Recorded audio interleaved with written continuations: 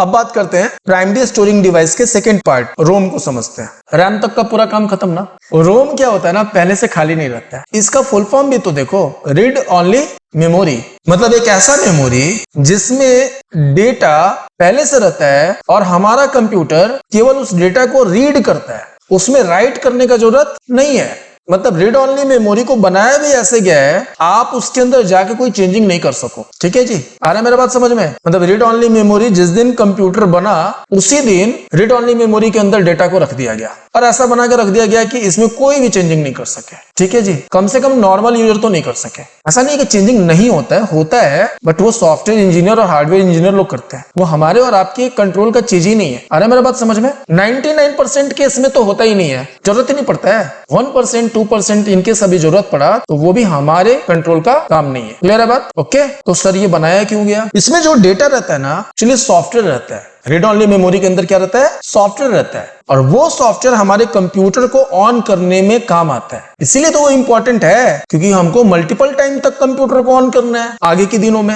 आज ऑन किया, शटडाउन होगा, फिर कल भी ऑन करेंगे, शटडाउन होगा। तो जब जब हमारा कंप्यूटर ऑन होगा तब तब जरूरत पड़ेगा किसका? रोम का, और उसी सॉफ्टवेयर का जरूरत पड़ेगा। बिना उस सॉफ्टवेयर के हमारा कंप्यूटर ऑन नहीं होगा। जो जरूरी निर्देश है हमारे कंप्यूटर को ऑन करने के लिए, वो कहां से मिलने वाला है? रोम से मिलने वाला है। क्लियर है? तो क्या कह सकते हैं, रोम कैसा मेमोरी है? टेम्पोररी या परमानेंट? परमानेंट मेमोरी है सर, उसके अंदर कोई चेंजिंग हम लोग कर भी नहीं सकते, और जो डेटा उसके अंदर रहता है वो लॉस्ट भी नहीं होगा कंप्यूटर बंद होने पे। यहां तक क्लियर है? इसका भी explanation, ROM contains program and data that do not change and are used every time the computer turns on. अभी तो बात किया कि जब जब कंप्यूटर ऑन करेंगे तब तब इसका जरूरत पड़ेगा। Next, it helps the computer start the operating system and perform basic check. ये कंप्यूटर को स्टार्ट करने में हेल्प करता है और बेसिक चेक करता है। The data in ROM remain safe even after power is turned off. अभी तो बात किया कि जो डेटा है उसके अंदर जो रहेगा वो लॉस नहीं होगा, पावर ऑफ हो जाने के बावजूद भी उसमें डेटा रहेगा। आगे बढ़े, ये फीचर्स, इसके भी कुछ फीचर्स हैं वो समझते हैं। नॉन वोलेटाइल मेमोरी है जी, अभी तो समझ में आ गया। रैम के साथ में ये बात अभी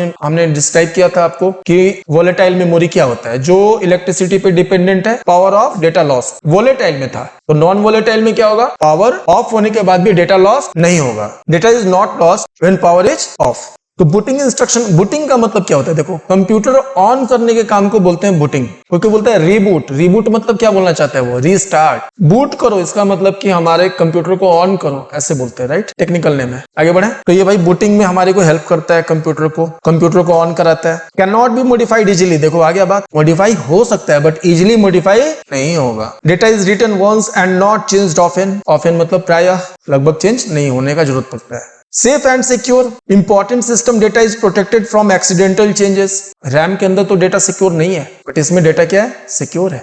प्री इंस्टॉल्ड बाई मैन्युफैक्चरर, ये पहले से मैन्युफैक्चरर के द्वारा इंस्टॉल करके दिया जाता है आपको। तो क्या सर रोम नहीं दिया जाता है? हाँ, रोम भी दिया जाता है। फर्स्ट टाइम आप जब लैपटॉप या कंप्यूटर परचेज करोगे, पीसी, तो ये सारे मशीन्स तो मिलेंगे ही मिलेंगे ना।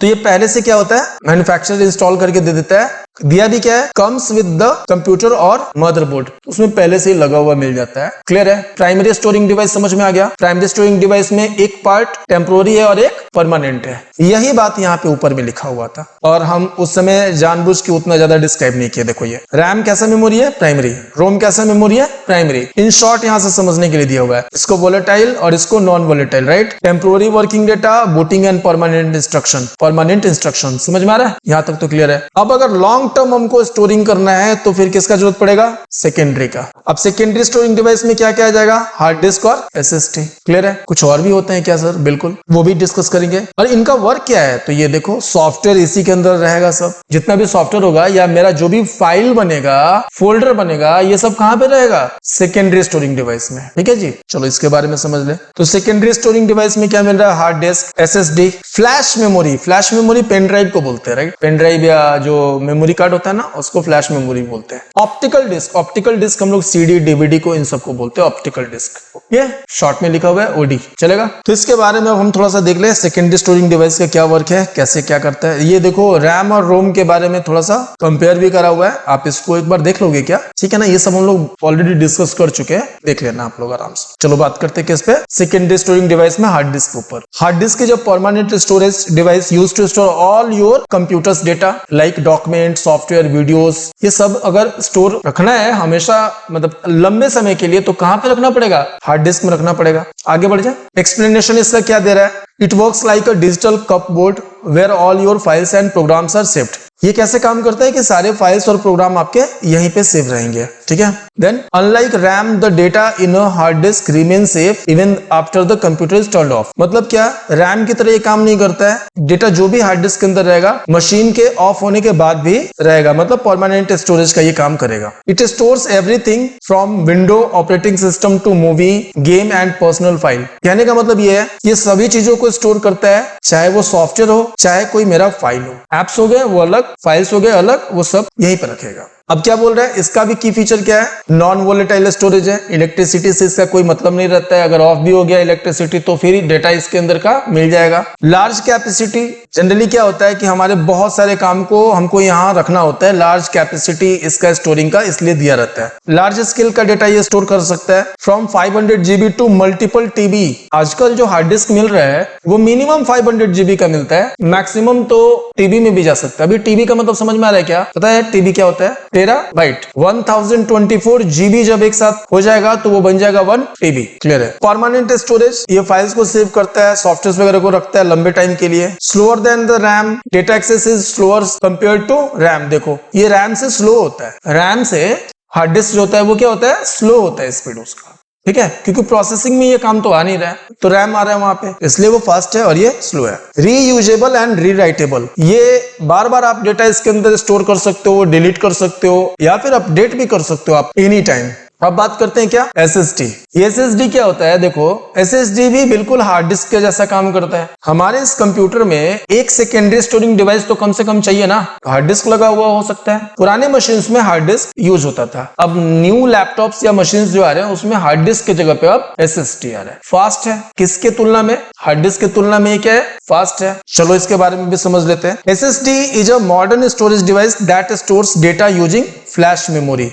मतलब SSD के अंदर चिप्स लगे रहते हैं, जैसे मेमोरी कार्ड होता है ना, वो लगा रहता है, जिसके कारण डेटा उसके अंदर फास्ट स्टोर होता है। इसमें कोई मूविंग पार्ट नहीं रहता है। हार्ड डिस्क में एक डिस्क रहता है और वो हमेशा घूमते रहता है, जिसके ऊपर डेटा मेरा स्टोर होता है। तो मूवमेंट होने के कारण वो ज्यादा बैटरी बैकअप भी यूज लेगा हार्ड डिस्क, उसके अंदर वाइब्रेशन भी होगा, और क्योंकि मैकेनिकल पार्ट है तो घिसेगा और खराब भी जल्दी होगा। अब ये सब प्रॉब्लम किसके साथ नहीं है? SSD के साथ। ओके, बट काम जो है वो दोनों एक ही करेगा। जैसे लॉन्ग टाइम तक डेटा स्टोर कर रहा था हार्ड डिस्क, वैसे ही SSD भी क्या करेगा? लॉन्ग टाइम तक डेटा स्टोर करेगा, ठीक है। इसका भी एक्सप्लेनेशन देख ले। SSD works like a super fast digital locker, right, ये फास्ट काम करता है। It stores your file, software and operating system just like hard disk, बिल्कुल उसी के जैसा काम करता है, but with lightning speed. But speed इसका बहुत फास्ट है, किसके तुलना में? हार्ड डिस्क के तुलना में। Because it has no moving part it is more durable and reliable. अभी बताया इसके अंदर कोई मूविंग पार्ट नहीं है। हार्ड डिस्क में तो एक डिस्क लगा रहता है जो रोटेट होगा और डेटा उसी पे जाएगा, स्टोर होगा, लेकिन इसमें ऐसा कुछ सीन नहीं है। एक पिक्चर के थ्रू समझते हैं ना, ये पिक्चर के थ्रू समझते हैं। ये देखो हार्ड डिस्क के अंदर एक डिस्क दिखाई दे रहा है। अब ये रोटेट होगा, डेटा इसी पे स्टोर होगा, वाइब्रेट भी करेगा और ज्यादा बैटरी कंज्यूम करेगा लैपटॉप का। लेकिन इसके अंदर तो चिप्स लगे हुए हैं, ये फास्ट काम करेगा, और क्योंकि कोई मैकेनिकल पार्ट नहीं है डिस्क के जैसा, तो ये वाइब्रेट भी नहीं करेगा, बैटरी भी ज्यादा कंज्यूम नहीं करेगा। तो क्लियर है। आज के टाइम में सबसे ज्यादा स्टोरिंग के लिए कौन सा यूज किया जा रहा है? Secondary SSD। अब बात कर लेते हैं इसके भी की फीचर के बारे में। हाई स्पीड है, नो नॉइज, इसके अंदर कोई नॉइज नहीं रहेगा, नॉन वोलेटाइल है जी, इसमें भी अगर शट डाउन हो गया या मशीन हमारा ऑफ हो गया, डेटा इसमें का स्टोर रहेगा, सेव्ड रहेगा, अपने आप से डिलीट नहीं होगा। तो ये भी परमानेंट मेमोरी हो गया, शाबाश। Shock resistant, more durable, safer from damage, जल्दी से खराब नहीं होता है। लाइक अगर हार्ड डिस्क गिर जाए आपके हाथ से, उसकी डिस्क को क्रैक होने का डर रहता है, लेकिन इसमें तो ऐसा कुछ है नहीं। अभी अगर पेन ड्राइव आपके हाथ से गिर जाए तो क्या वो खराब हो जाएगा? जी नहीं, बिल्कुल। मेमोरी कार्ड गिर जाए खराब हो जाएगा? बिल्कुल नहीं। तो ये ड्यूरेबल होता है, लंबे समय तक चलता है। Used in modern device, like आजकल के लैपटॉप या पीसी के अंदर जो यूज होता है वो कौन सा यूज होता है? SSD यूज होता है। इसका भी डिफरेंस दिया हुआ है, आप एक बार देख लेना, क्योंकि ऑलरेडी हम लोग सब कुछ इसमें का समझ चुके हैं, ठीक है। अब बात करते हैं प्रोसेसिंग यूनिट के बारे में कि डेटा इनपुट हो गया, स्टोर हो गया, अब क्या होगा? डेटा प्रोसेस होगा। राइट। तो प्रोसेस होने के लिए सबसे पहले डेटा क्या करेगा, इनपुट होगा, कीबोर्ड, माउस और स्कैनर के थ्रू डेटा रैम तक पहुंचा और रैम से फिर ये डेटा पहुंच गया प्रोसेसर के पास। अब ये जो है ना वो एक प्रोसेसर के अंदर का हिस्सा दिखा रहा है। प्रोसेसर कितने पार्ट में बटा हुआ है, arithmetical and logical unit, control unit और मेमोरी यूनिट, इस 3 पार्ट में। तो डेटा रैम से उठ के पहुंचेगा मेमोरी यूनिट में, वहीं रुका रहेगा। तब कंट्रोल यूनिट एक्टिवेट होगा, उस डेटा को अपने पास लेके आएगा और सॉल्व करने के लिए भेज देगा एएलयू के पास, मतलब अरिथमेटिकल एंड लॉजिकल यूनिट के पास। कोई भी प्रॉब्लम यही सॉल्व होता है। अभी तो आपसे पूछा था 2 + 8 कितना होता है, तो ये एएलयू का काम है कि 2 + 8 का आंसर निकालो। और जब आंसर निकल जाएगा तो वापस वो डेटा कंट्रोल यूनिट अपने पास लेके आएगा आंसर को, फिर मेमोरी यूनिट को भेजेगा और मेमोरी यूनिट से कहाँ आएगा, रैम में। अब यहां से अगर आप इसको सेव कर रहे हो तो फिर कहां पहुंच जाएगा, सेकेंडरी स्टोरिंग डिवाइस में, एसएसडी के अंदर, या फिर फ्लैश मेमोरी मतलब पेन ड्राइव के अंदर पहुंच जाएगा। और अगर आप सेव नहीं कर रहे हो तो डेटा आपको तो आउटपुट तो दिखाएगा ना मॉनिटर पे या स्पीकर से या प्रिंटर से। तो इस केस में आपको सेव करने का जरूरत पड़ रहा है क्या, नहीं ना। तो मतलब डेटा इनपुट हुआ, स्टोर हुआ, प्रोसेस हुआ, देन आउटपुट हो गया, नहीं। और आउटपुट होने के बाद अगर आप उसको रखना भी चाहते हो तब आप उसको सेव करते हो और वो सेकेंडरी स्टोरिंग डिवाइस में चला जाता है। Is it clear? मतलब हम लोग हार्डवेयर का पूरा पार्ट कवर कर लिए क्या? इनपुट डिवाइस समझ में आ गया, स्टोरिंग तो खैर डिटेल में समझे, फिर प्रोसेसिंग का भी काम अभी समझ में आ गया। और ये डेटा जहां आउटपुट हो रहा है मतलब कि वो मशीन जो प्रोसेस किया हुआ डेटा को अपने ऊपर दिखाए उसको बोलते हैं आउटपुट डिवाइस। अब वॉइस है तो मॉनिटर तो दिखाएगा नहीं, वॉइस है तो स्पीकर ही सुनाएगा, और अगर इमेज है तो मॉनिटर दिखाएगा। तो आज हम लोग फर्स्ट पार्ट कवर कर लिए हार्डवेयर, यहां तक स्टॉप कर लेते हैं बेटा, ठीक है। आज हम लोग कंप्यूटर फंडामेंटल के सेकेंड पार्ट को कवर कर लिए। अब नेक्स्ट वीडियो में जानेंगे कि सॉफ्टवेयर क्या होता है और ये सॉफ्टवेयर कितने टाइप्स के होते हैं। मिलते हैं अगले क्लास में।